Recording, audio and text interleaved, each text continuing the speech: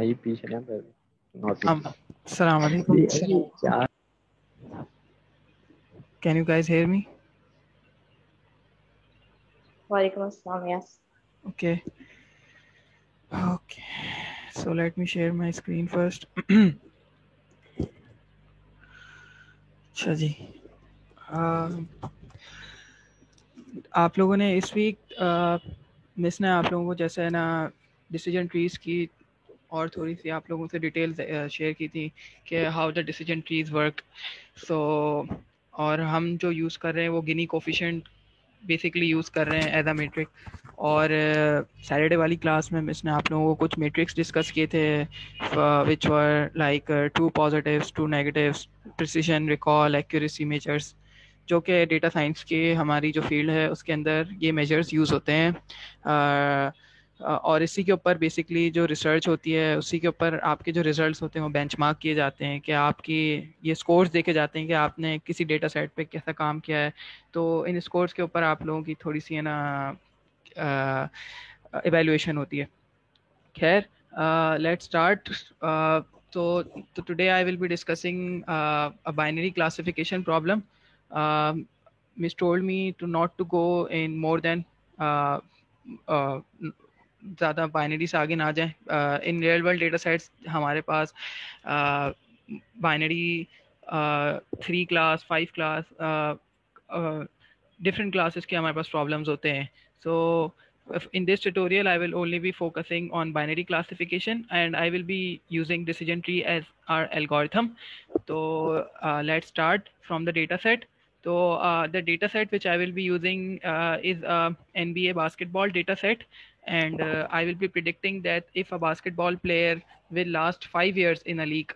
So it means that if a basketball player has some variables which are shown over here, तो उसका नाम और कितनी games उसने खेली हैं एंड मिनट्स प्लेड, पॉइंट्स पर game, fields gold and percentage, so 3 pointers he made, and different kinds of attributes we will be having for a player, and we will be predicting that whether the target variable is our last variable, which is shown over here as target 5 years. So outcome is 1 if carrier length is greater than equal to 5 years. So one shows that one the number one shows that if a player will last for greater than equal to 5 years, and 0 shows that the player will not last for 5 years. So it is an interesting data set in a sense that it is related to sports analytics, because data science is also used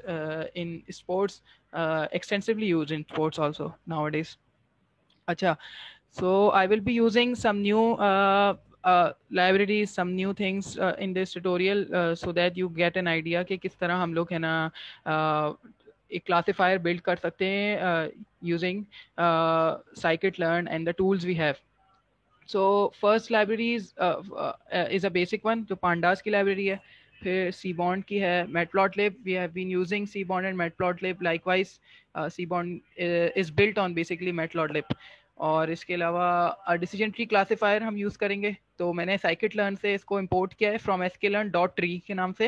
अगर आपको ना समझ आ रहा है कि किस तरह हम लोगों को इंपोर्ट करना है, कि किस तरह हम लोग है ना ये लाइब्रेरीज इंपोर्ट करें, just Google it that I want to import use decision tree classifier in scikit-learn. So you will be redirected to the first link would be redirecting you to the scikit-learn page. और इसके अलावा train test split which I would be using for training and testing my data.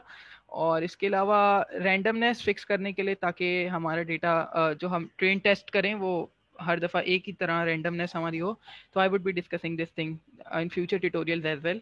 और इसके अलावा ये tree का जो scikit-learn classifier build करने के लिए हमें ट्री का मॉड्यूल इंपोर्ट करना ज़रूरी है. और इसके अलावा कन्फ्यूजन मैट्रिक्स, जैसे आप लोगों ने लास्ट क्लास के अंदर मिस ने आप लोगों को से डिस्कशन किया था कि किस तरह हम कन्फ्यूजन मैट्रिक्स बिल्ड करते हैं. उसके अंदर से हम किस तरह देखते हैं कि ट्रू पॉजिटिव्स कितने हैं, ट्रू नेगेटिव्स कितने हैं, और फिर हमारे जिससे हम क्लासिफिकेशन रिपोर्ट हम बिल्ड कर सकते हैं. So let's get started. और first step is to transfer the data from the CSV file to our data frame. और जिस तरह this is a usual command we have been following, और इस तरह मैंने अपना डेटा को है ना बेसिकली शो किया है। और we can see that there are 1340 rows and 21 columns. So it's a huge data set in number of columns because we have 21 columns here, where one column is for target variable, which would be used as a class variable, and 20 columns would be used as a predictor variables. Okay. So data.describe is one of the function which simplifies and summarizes our data. तो मैंने उसको basically use किया, since all of our variables except the name, these are the names of the players which are been playing in the league. So collection of data are the samples of the players and their performance throughout the games. Okay, so and data dot describe basically हमारे पास show कर रहा है कि ना जो numeric values हैं उसका हमें डिस्क्रिप्शन शो कर रहा है। 6 पॉइंट समरी है ऑलरेडी, 7 पॉइंट समरी है बेसिकली।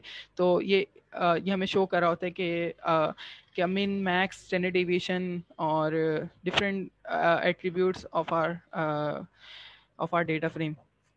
अच्छा, तो first step was to import the data. Second step is to explore the data.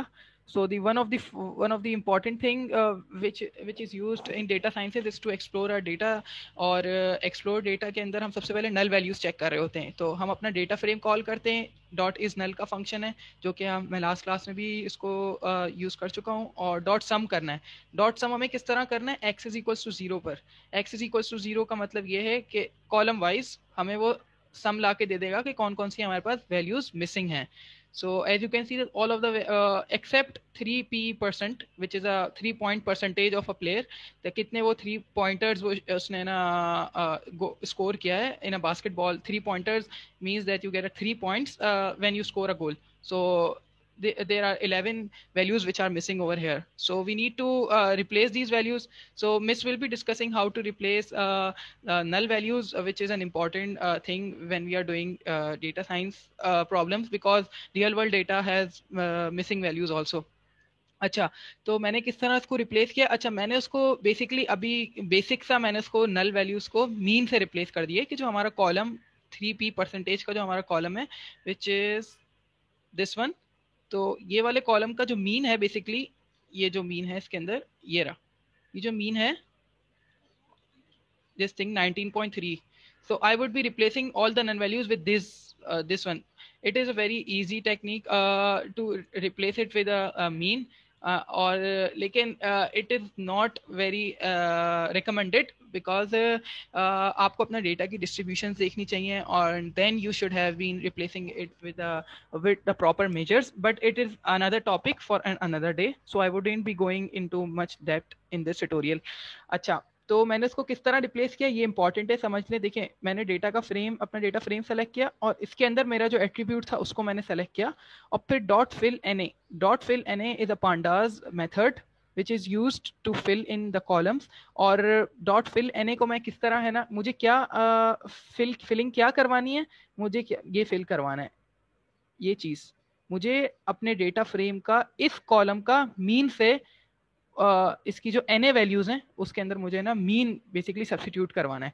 तो और in place is equals to true means that हमारा जो डेटा फ्रेम है उसके अंदर ये वैल्यूज सब्स्टिट्यूट हो जाएंगी। आई could have done it using the variable data, और मैं डेटा के अंदर ही उन वैल्यूज को डाल सकता था, बट अगर हमें डेटा हमारा फंक्शन जो मेथड है वो बेसिकली हमें एक चीज़ दे रहा है तो हम उसको क्यों ना यूज़ करें। तो I use in place equals to true means कि हम मुझे वहाँ पर वो सारी वैल्यूज को सब्स्टिट्यूट कर दो और डेटा के अंदर चेंजेस ले आओ। Notice that I am not passing this into my data frame, but it is already been replaced by the null values, by the mean values.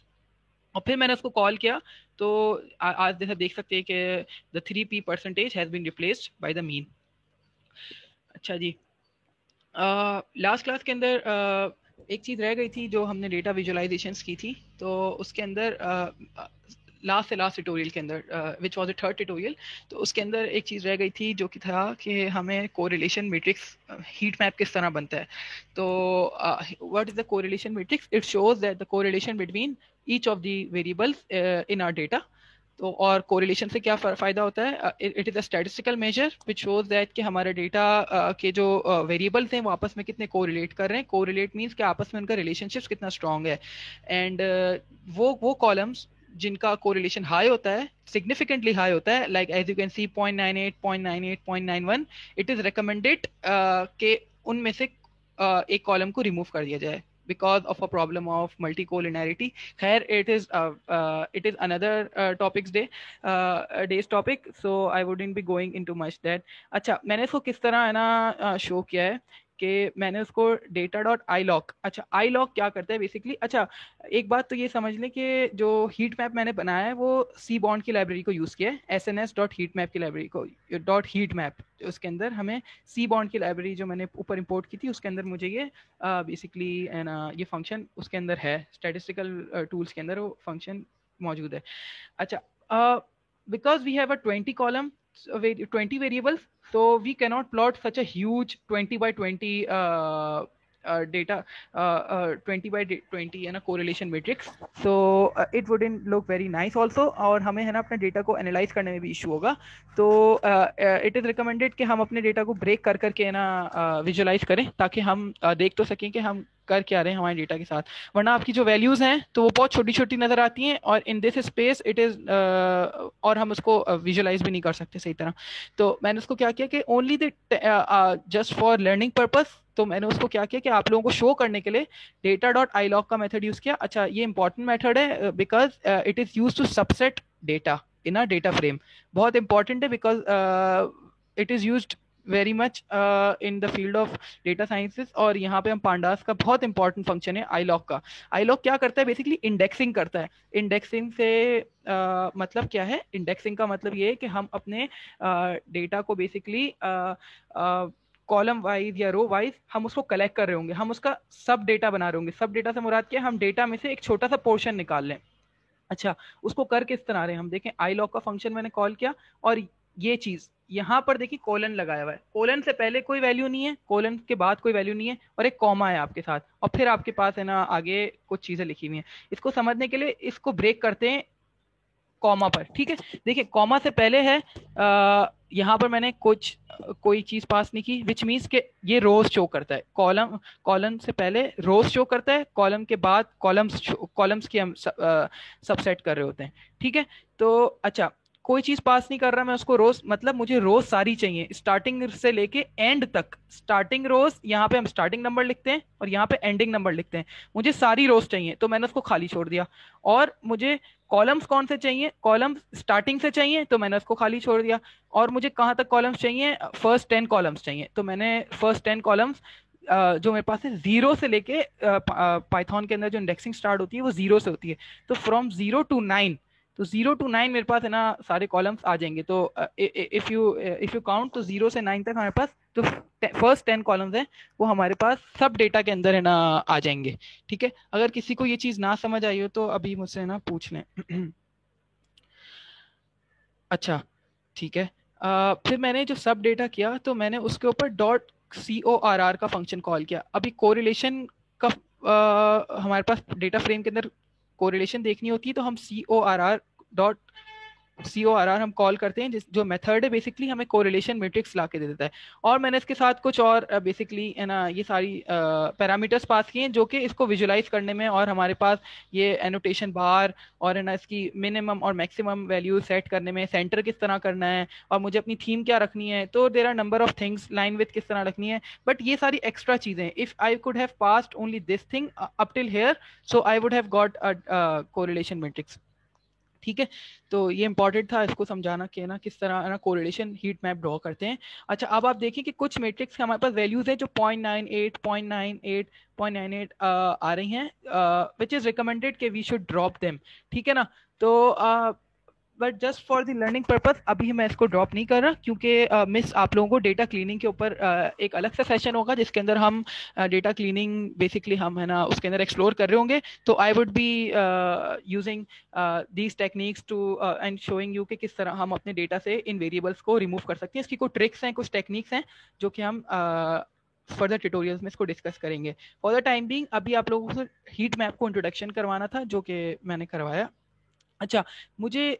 Modelling करनी है आगे, और मॉडलिंग के लिए देखें जो मेरा जो क्लासिफायर है बेसिकली जो डिसीजन ट्री है जिसको मुझे मॉडल करना है। अच्छा, डिसीजन ट्री कोई भी हम क्लासिफायर बिल्ड कर रहे हैं, हमारा डेटा साइंस का प्रॉब्लम होता है ना, तो हम सारी वैल्यूज को ना अपने उसमें ले जाते हैं 1 zeros के फॉर्म में, लाइक न्यूमेरिक फॉर्म के अंदर। Even we have a categorical column, अगर हमारे पास कोई कैटेगोरिकल कॉलम है उसको भी हम 1 2 3 या इस तरह हम उसको वो कर देते हैं। The only column which is not in numeric is the name column. तो name column is not important because it's just the name of the players, और वो सैम्पल पॉइंट्स हैं। आर क्लासिफायर वोंट नो कि ये Brendon Ingram कौन है। तो इस तरह है ना, हम जो नेम का जो कॉलम होता है नॉर्मली हम अपने सैम्पल पॉइंट्स के अंदर ड्रॉप कर देते हैं, और है ना उससे हमारे जो क्लासिफायर है उसको बिल्ड करने में उसकी कोई एक्यूरेसी पे कोई फर्क नहीं आता, because it is not giving us any information about the features, about the attributes of a person. So we safely remove the column name. मैं इसको किस तरह रिमूव किया है, मैं लास्ट ट्यूटोरियल्स के अंदर भी इसको डिस्कस किया था कि हम dropping name variable as it is not important for modelling, और इसको मैं डेटा के अंदर स्टोर कर रहा हूँ। ठीक है, किस तरह ड्रॉप कर रहा हूँ मैं, डेटा डॉट ड्रॉप का हमारे पास डॉट ड्रॉप का मेथड है जिसके अंदर हम अपना जो वेरिएबल है नेम वो मैंने उसको पास कर दिया, और x is equals to 1, x is equals to 1 means the column. ठीक है, तो इस तरह मैंने उसको है ना ड्रॉप कर दिया। तो अब हमारे जो डेटा फ्रेम है उसके अंदर 20 कॉलम्स होने चाहिए। ठीक है, 20 कॉलम्स होंगे, और इसके अंदर एक वो होगा जो हमारा क्लास वेरिएबल होगा। ठीक है, अच्छा जी, मॉडलिंग जो आज का हमारा क्लास का वो है बेसिकली गोल है कि हमें मॉडल किस तरह करना है। तो फर्स्ट थिंग कि मैंने उसको फिक्स कर दिया रैंडम डॉट सीट। रैंडम जो मैंने इंपोर्ट किया था मॉड्यूल यहाँ पर, इंपोर्ट रैंडम जो मैंने कहा था मैं आपको आगे शो करूंगा। Basically it shows it fixes the randomness of our data, क्योंकि हम आगे ट्रेन टेस्ट स्प्लिट कर रहे होंगे। ठीक है, और आगे भी मैंने इसके ना रैंडम स्टेट फिक्स कर दी। तो कोई भी आप नंबर से ना रैंडम डॉट सीट करके ना इसकी आप है ना रैंडमनेस को फिक्स कर देते हैं, विच मीन्स कि जब आप बार बार रन करेंगे तो आपके डिफरेंट रिजल्ट स्टोर नहीं हो रहे होंगे। आपका डेटा बार बार जो सबसेट हो रहा होगा वही एक ही रैंडम नंबर पे जो आपका फर्स्ट टाइम जनरेट हुआ था उसी पर ही आपका डेटा है ना सबसेट हो रहा होगा। खैर अच्छा जी, आगे देखते हैं कि मैंने उसको किस तरह इंडिपेंडेंट और डिपेंडेंट वेरिएबल्स के अंदर बेसिकली है ना अपने डेटा को सबसेट किया। देखें, इंडिपेंडेंट के अंदर मैंने क्या चीज़ ली है, सारे वो columns without our target column. तो target column was target 5 years, और मैंने उसको सिर्फ ड्रॉप कर दिया। अब इसके अलावा जितने भी कॉलम्स थे वो मैंने इंडिपेंडेंट के अंदर स्टोर कर लिए। और डिपेंडेंट के अंदर देखिए मैं क्या स्टोर कर रहा हूँ, डेटा, और उसके जो हमारा कॉलम है टारगेट का उसको मैं सिर्फ स्टोर कर रहा हूँ। ठीक है, और फिर मैं आपको थोड़ा सा समझ आ रहा होगा कि मैं ना किस तरह ये कर रहा हूँ। आगे इसको देखते हैं। फिर मैंने उसको है ना स्प्लिट किया अपने डेटा को 70 और 30% के है ना 33%। I should have written 33%, 33%, so this would have been 66। Okay, तो मैम ने जैसे आप लोगों को क्लास में 70-30 रेशियो बताया, मैंने यहाँ पर 33-66 में ना इसको कर दिया है। तो इट डिपेंड्स कि आपका प्रॉब्लम किस तरह का है और आपके पास सैम्पल पॉइंट्स किस तरह के हैं। ठीक है ना, तो आपका you want how much data you want for training purpose, how much data you want for the testing purpose, and when you go in the practical field so there is so we do 3 test splits, कि हम train split भी करते हैं, फिर एक validation split होता है और एक टेस्ट स्प्लिट होता है।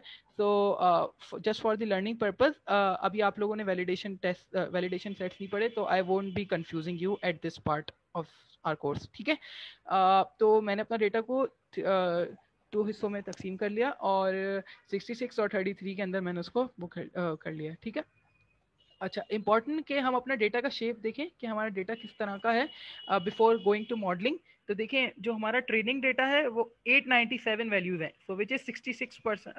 I'm so sorry, I have a question. जी जी, Random state equals 42 का क्या मतलब है?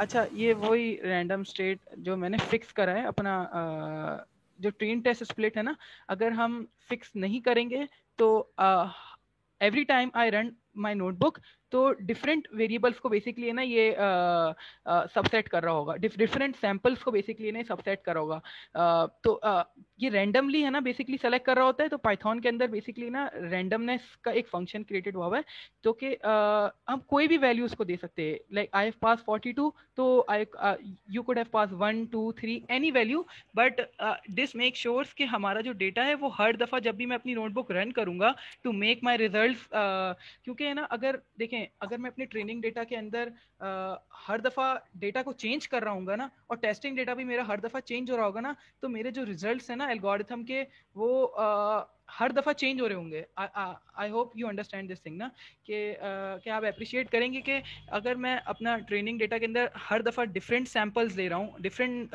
वैल्यूज़ ले रहा हूँ, डिफरेंट सैम्पल पॉइंट्स ले रहा हूँ, तो उसके फीचर्स डिफरेंट हैं और मेरे टेस्टिंग डेटा के फीचर्स डिफरेंट हैं, जस्ट टू मेक श्योर कि we get the results the same results every time we do this thing. तो we fix the random state. और इसके अलावा हमें डिफरेंट एल्गोरिथम्स को अगर जब हमें कंपेयर करना होता है कि हमारे डेटा सेट पे कौन सा एल्गोरिथम अच्छा परफॉर्म कर रहा है, तो we give one random number to every to our all our like train test splits and run the algorithm. This makes sure कि हमारा जो डेटा है वो different results different algorithms पे नहीं आ रहे। तो just to make our standard, तो we fix our random states. This is the same thing as random.seed. तो इसमें परेशान होने की बात नहीं है, just to avoid the randomness issue। तो हम ये इस तरह करते हैं, डेटा साइंस की फील्ड के अंदर ये होता है। और अगर आपको अभी भी क्लियर नहीं है तो आप पूछ सकते हैं, कोई इशू नहीं है मुझे। नहीं, I got it, thank you. ठीक है। अच्छा, जब हमने ना ट्रेन टेस्ट स्प्लिट कर लिया तो इसके बाद एक्स ट्रेन डेटा हमारे पास कितना है, 897 एंड 19 कॉलम्स वी हैव, और 1 कॉलम जो हमारा टारगेट वेरिएबल है वो हमारा प्रेडिक्टर क्लास वेरिएबल है जो कि हमारा ट्रेनिंग डेटा के अंदर है। और इसके अलावा फिर मैंने एक्स टेस्ट के अंदर, अच्छा ये समझ लें कि X train X test, Y train और वाई टेस्ट क्या है। एक्स ट्रेन की जो वैल्यूज हैं वो वाई ट्रेन के अंदर हैं, ठीक है। तो आप यहाँ पे भी देख सकते हैं कि यहाँ पे मैंने Y train dot shape call किया, तो एक्स ट्रेन और वाई ट्रेन, ये देखिए Y train 1 column of Y train is here and 19 columns of X train are here, ठीक है ना। ये थोड़ा सा कॉन्सेप्ट इसको समझ लें कि ट्रेन और टेस्टिंग के अंदर किस तरह ना डेटा स्प्लिट हो रहा है। और फिर टेस्ट डेटा को जो कि मैंने ना अपने एल्गोरिथम से छुपा दिया कि ये डेटा मैं आपको शो नहीं करूंगा ड्यूरिंग द ट्रेनिंग, और इस डेटा पे मैं आपके ना रिजल्ट्स को टेस्ट कर रहा हूँ। तो सिमिलरली एक्स टेस्ट की जो वैल्यूज हैं, this should have been okay, so this should have been y test over here.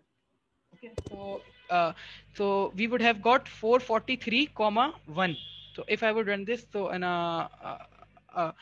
I will get this thing since I am not running from above, क्योंकि मैंने start से run नहीं करा, तो it would give an error at this stage, ठीक है ना। तो अगर मैं अपनी notebook start से run करूँगा तो it would be running fine, ठीक है। तो यहाँ पे इशू था, एरर था थोड़ा सा ना।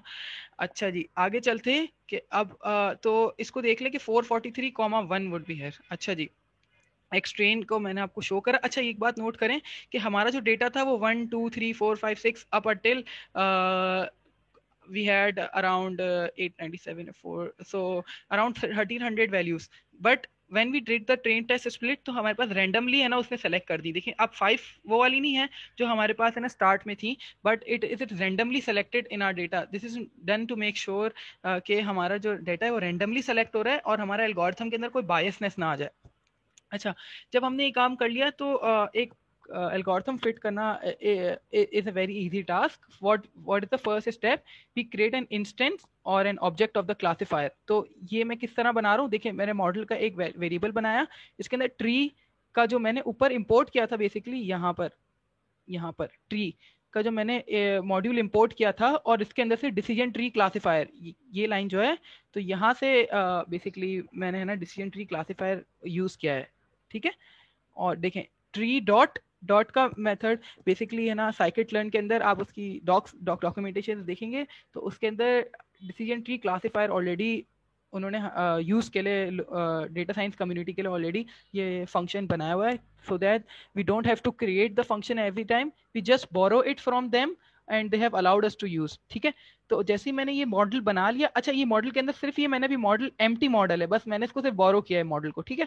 और फिर मैं क्या कर रहा हूँ, मॉडल डॉट फिट का फंक्शन यूज कर रहा हूँ, फिट द मॉडल मीन्स कि अब मैं उसको अपना एक्स ट्रेन और वाई ट्रेन पास कर रहा हूँ, मैं उसको अपना डेटा शो कर रहा हूँ कि भाई आपने इस डेटा को इस वैल्यूज पे मैच करना है, 1 और 0। जो हमारा जो कॉलम है basically Y train is 1 if the basketball player will be will be existing in the league and 0 if he is not existing. तो हमारे पास past data कुछ पड़ा हुआ था, वो हमने ना बेसिकली उसको यूज किया है, उस एट्रीब्यूट्स को हमने यूज किया है.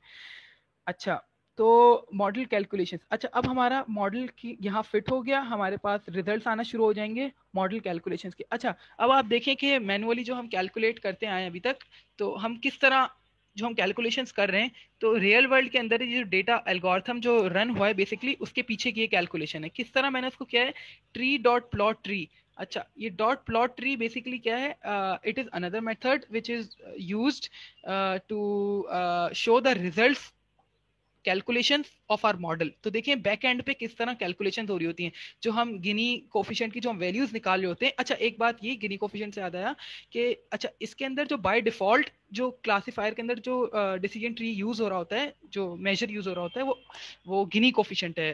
Since we are not covering entropy in our course, तो एंट्रोपी इसके अंदर डिफॉल्ट जो यूज हुआ है वो गिनी ही यूज हो रहा होता है. ठीक है, तो अच्छा अब ये देखिए किस तरह ना, it's a huge data set. So as you can see that there are so many of calculations are going at the back end. तो हमारा algorithm इस तरह basically ये calculate कर रहा था and finally we got a tree. तो since it's a huge data because of the number of variables, तो रूट नोड्स हमें विजुलाइज करना इतना आसान नहीं हो रहा कि ना किस तरह है ना कौन सा हमारी रूट नोड है, but we can see it. Root node हमें है ना किस तरह देखनी है. There are different functions to see के है ना रूट नोड कौन सी थी हमारी और डिफरेंट हमारी जो वैल्यूज थी वो क्या थी. Another way to visualise the same thing, again it is not very like you can say that it is not visually very looking good because of the huge number of variables we have. और ये देखिए किस तरह एक decision tree basically हमारे algorithm ने build किया है. ठीक है ना, तो बेसिकली के नंबर ऑफ एट्रीब्यूट्स और है ना फाइनली एक डिसीजन पे पहुंचने के लिए कि यस नो. देखिए दो ही कलर्स हैं ना इसमें आपको बेसिकली नजर आ रहे हैं कि ना कि वो प्लेयर खेलेगा या नहीं खेलेगा, खेलेगा या नहीं खेलेगा. इस तरह एक बेसिकली ट्री बिल्ट हुआ है बेसिकली जो हम क्लास के अंदर है ना किस तरह करते हैं. अच्छा, ये बिल्ट किस तरह किया है, plt डॉट फिगर और है ना फिगर साइज मैंने उसको पास कर दिया था. plt मैटप्लॉटलिब का फंक्शन है और डॉट फिगर मैंने कहा कि एक फिगर बना दें आप 25/20 की. तो अगर मैं सिंपली इस लाइन को रन करूंगा तो कुछ भी रन नहीं होगा क्योंकि it will only give me an empty figure. फिर मैंने उसको बोला कि भाई आपने फिगर के अंदर क्या चीज करनी है, तो as you can see that tree के अंदर dot plot tree same function मैंने यूज किया डॉट प्लॉट ट्री का. देखें यहाँ पर भी डॉट प्लॉट ट्री यूज कर रहा था और यहाँ पे भी डॉट प्लॉट ट्री. फर्क क्या है कि यहाँ पर मैं अपना मॉडल पास कर रहा हूँ but I am not passing it to a figure, बट मैंने यहाँ पर अपने ना फिगर इसको पास किया और मैंने उसको डिफरेंट थिंग मैंने उसको फील्ड वगैरह बताया कि है ना फील्ड 2 करें कि है ना since because it's a huge data. अगर आप थोड़े से छोटे डेटा सेट पे अगर आप काम करते हैं ना तो आपके पास है ना जो वैल्यूज हैं और बहुत क्लियरली बेसिकली ना नजर आ रही होती हैं. आई would be sharing a blog on the WhatsApp page, on a WhatsApp group, so you can visualize more friendly way and you can also understand it in a more friendly way कि basically behind the scenes क्या चल रहा है, हमारे algorithm किस तरह है ना basically है ना रन कर रहा है. and I would also make sure कि है ना थोड़ी सी visualizations में और improvement करें ताकि understanding में थोड़ा सा idea हो आप लोगों को. खैर प्रिडिक्शंस. अच्छा, जब हमारा एल्गोरिथम रन हो गया, मैंने अपना मॉडल वगैरह फिट कर दिया और हमने देखा किस तरह बैकएंड पे काम हो रहा है, एल्गोरिथम किस तरह रन हो रहा है. फिर हम क्या करते हैं कि एक्स टेस्ट मैंने अपने प्रिडिक्शंस बेसिकली जनरेट करी. अच्छा, अब वो टेस्टिंग डेटा मैंने पास किया जो मैंने अपने एल्गोरिथम को जो मैंने अपना एल्गोरिथम को शो नहीं किया हुआ था. और मॉडल डॉट प्रिडिक्ट बेसिकली हमारे पास है ना जो डिसीजन ट्री क्लासिफायर है साइकिट लर्न के अंदर, उसकी बेसिकली उसके आप डॉक्यूमेंटेशन में जाएंगे तो उसके अंदर ये सारे फंक्शंस हमारे पास मौजूद हैं. Model dot fit, model dot predict, model dot transform. तो different types of methods we have. तो हमने उसको क्या पास किया, एक्स टेस्ट पास कर लिया. ठीक है, मैंने अपना टेस्टिंग डेटा इसको पास कर दिया. अच्छा, ये वो डेटा है जो प्रिडिक्ट करेगा और मैंने अपनी प्रिडिक्शंस को स्टोर कर लिया. तो ये देखें कि हमारी प्रिडिक्शंस हैं बेसिकली ये स्टोर्ड हो गई हैं इन द प्रिडिक्शंस वेरिएबल. और अगर मैं इसको प्रिडिक्शन को कॉल करता हूँ तो मेरे पास 101010 करके बेसिकली है ना मॉडल है जो हमारी प्रिडिक्शंस की होंगी वो आ रही होंगी. तो हम देखते हैं कि है ना किस तरह इसको है ना एक दूसरे मेजर्स के थ्रू हम कंफ्यूजन मैट्रिक्सेस और दूसरे मैट्रिक्स के थ्रू हम देखते हैं कि हमारे एल्गोरिथम ने किस तरह परफॉर्म किया है. So confusion matrix is the very first step which data scientists use to visualize the results of their algorithm.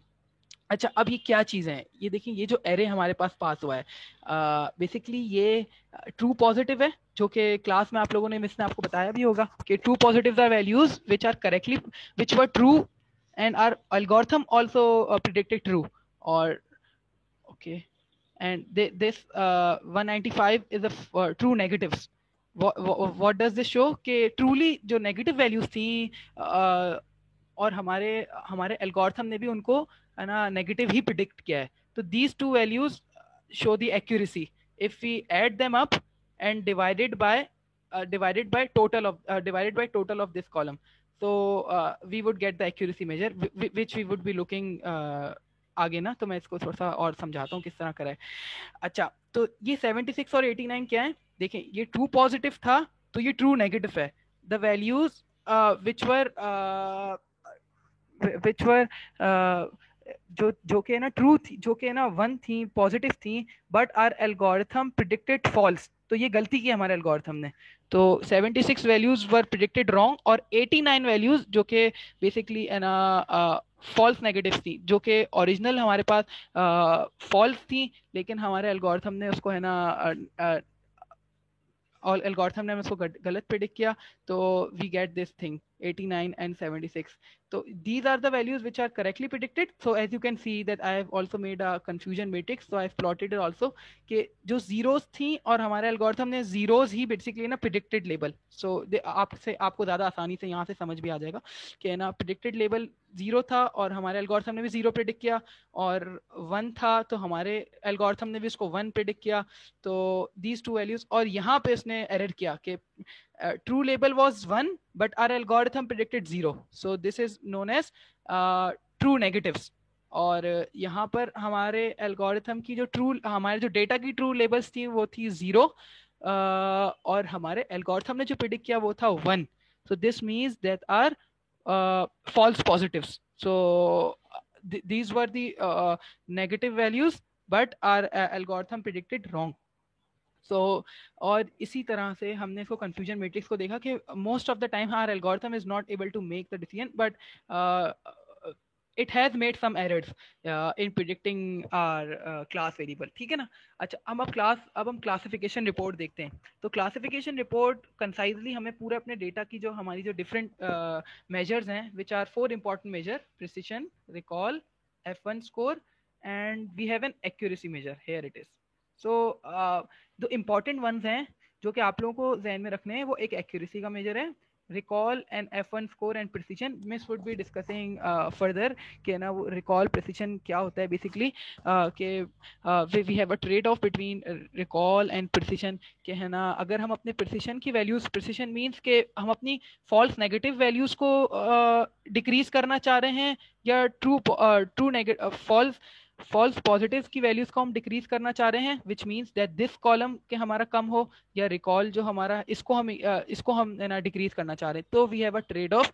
तो हम उसको miss will be going in that in class के ना किस तरह बेसिकली ना ये हो रहा होता है. But important thing is the accuracy measure कि 63% हमारे एल्गोरिथम ने ना सही प्रिडिक्ट किया जो वैल्यूज थी, बट अनफॉर्चुनेटली 37% जो कि है वो प्रिडिक्ट सही नहीं कर पाया.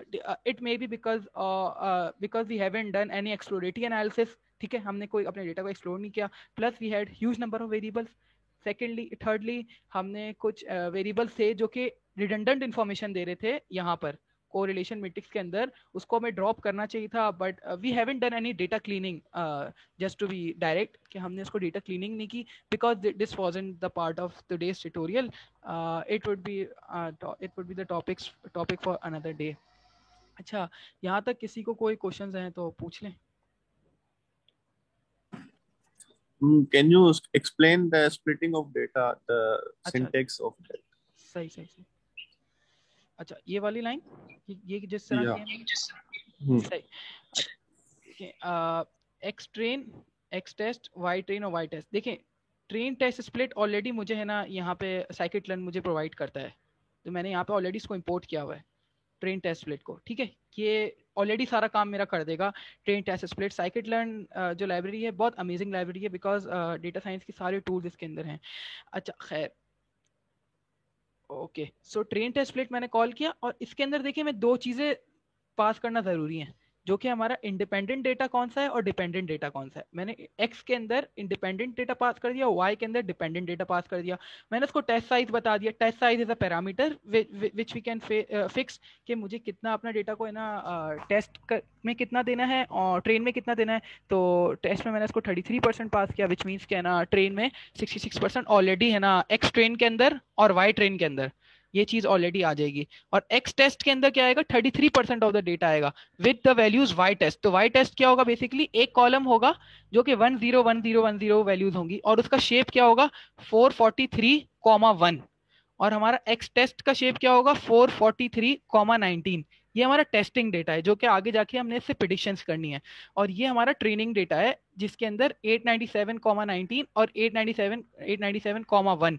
तो ये हमारा क्लास वेरिएबल है विच इज 1010। तो ये पांडास बेसिकली इसको है ना 1 नहीं शो करता, बेसिकली एम्प्टी स्पेस छोड़ देता है। आई डोंट नो व्हाई, इसके पीछे की मुझे लॉजिक नहीं समझ आती क्यों करता है ऐसा, हालांकि इसको 1 शो करना चाहिए यहाँ पे।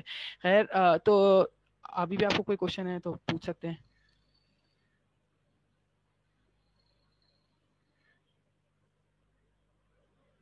और किसी का कोई क्वेश्चन है? मुझे ये इंडिपेंडेंट और डिपेंडेंट में क्यों स्प्लिट किया? अच्छा, ये इसलिए स्प्लिट किया ताकि है ना हम बेसिकली अपना एल्गोरिथम हमें बिल्ड करना है, हमें अपना डिसीजन ट्री बेसिकली बिल्ड करना है ना। तो हम बेसिकली हम अपने वैल्यूज को है ना, हमें क्या चीज़ प्रिडिक्ट करनी है, हमें प्रिडिक्ट ये करना है कि जो हमारा ये जो लास्ट वेरिएबल है दिस थिंग टारगेट वेरिएबल, तो we need to predict this thing ना। तो we need to separate it from our data ताकि हमारा एल्गोरिथम है इन सारे वैल्यूज को देखकर इसको प्रिडिक्ट करने की कोशिश करे, इसको है ना इसको बेसिकली अंडरस्टैंड करने की कोशिश करे। ठीक है, तो ये सारे वैल्यूज को मैंने एक जगह ले लिया था, इन सारे एट्रीब्यूट्स को, और ये टारगेट का वेरिएबल है इसको मैंने डिपेंडेंट के अंदर है ना बेसिकली है ना सेव कर लिया था। बेसिकली क्लास वेरिएबल को अलग जी किया। जी जी, बिल्कुल बिल्कुल बिल्कुल ऐसे ही समझ आ थैंक यू। ठीक है ठीक है, तो ट्यूटोरियल एंड कर दें या किसी और के कोई क्वेश्चंस हैं?